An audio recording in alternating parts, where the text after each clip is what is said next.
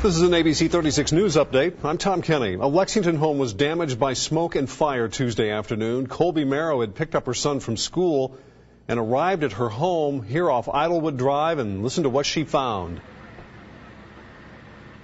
I went upstairs and downstairs and the first floor, and there was no fire, but just smoke. So I came outside, called the fire department, and then the smoke started coming outside, and then the flames. An investigator believes plumbers who were soldering pipe accidentally ignited wood, and the fire spread behind drywall and eventually into the attic. Now, the roof and the second floor of the home were destroyed. The first floor suffered significant water damage. Fire crews say a Danville church fire was accidental. The Church of God of America burnt to the ground Sunday night, and investigators think that the fire was caused by an electrical failure.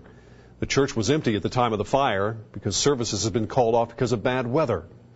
A Lexington crossing guard was honored Tuesday afternoon after preventing a child from potentially being hit by a car. James Smith pushed a little girl out of the path of a vehicle yesterday in front of Lansdowne Elementary School. The car's side view mirror clipped Smith and was torn off. Fortunately, he wasn't hurt.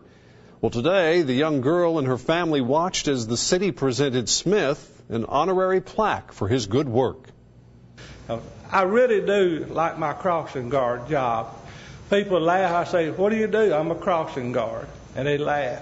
But I've got a very important job. I'm taking care of the future, and I'm glad to have it. Thank you. Police say they're going to pursue reckless driving charges against the driver of the car who hit Smith. State police are taking a hit as Kentucky braces for a huge budget crunch.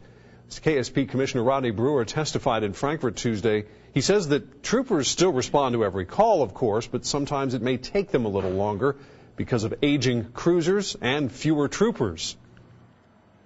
And basically we are operating off that. If we had 100 troopers trained and ready to go tomorrow, we could not afford to make their payroll by the end of this fiscal year.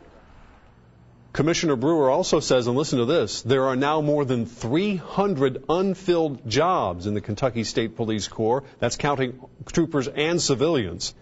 Meanwhile, the House Budget Chairman says everything is on the table, but basic funding for education would be the last thing that could be affected by cuts.